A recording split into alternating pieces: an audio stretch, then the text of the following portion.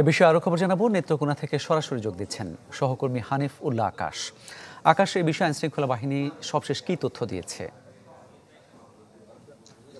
মামুন, সারাদিন গতকালকে থেকে কিন্তু এখানে যে আইনশৃঙ্খলা বাহিনী উদ্ধার অভিযান করেছে জঙ্গি আস্তানা, এবং এখন একটু আগেই কিন্তু আনুষ্ঠানিকভাবে এই যে অভিযান সম্পর্কে আনুষ্ঠানিক ব্রিফিং করছেন ময়মনসিংহ রেঞ্জের ডিআইজি শাহ হাফিজ হোসেন সহ পুলিশের ঊর্ধ্বতন কর্মকর্তারা। আমরা যদি সরাসরি এখানে যেতে চাই, এই বাড়ির যিনি মালিক আব্দুল মান্নান, উনি ওসি সাহেবকে ফোন দিয়ে জানান যে তারা ভাড়া থাকতো। উনি শুনেছেন যে অস্ত্র মামলায় আটক হয়েছে এবং তিনি ধারণা করছেন যে এখানে হয়তো আরো কিছু থাকতে পারে, বা উনি জানান যে তার এটি তালাবদ্ধ আছে, তো এর ভিতরে দেখা দরকার যে কি বিষয়।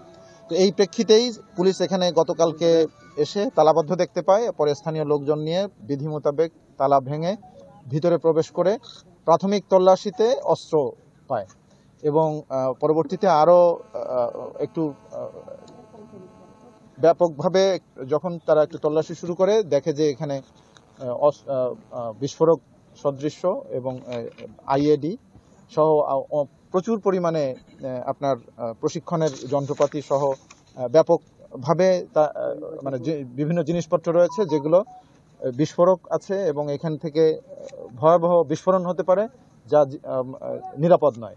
তো আমরা এই সংবাদের প্রেক্ষিতে আমরা ঊর্ধ্বতন কর্তৃপক্ষের যোগাযোগ করার পর আমরা অ্যান্টি টেররিজম ইউনিটকে সংবাদ দিলে অ্যান্টি টেররিজম ইউনিটের বম ডিসপোজাল ইউনিটের একটি প্রতিনিধি হিসেবে এখানে পুলিশ সুপার সানোয়ার হোসেন আসেন এবং 1, 2, 3 ঢাকায় জমি জিতে নিন 100% ক্যাশব্যাক সহ 20 কোটি টাকার পুরস্কার।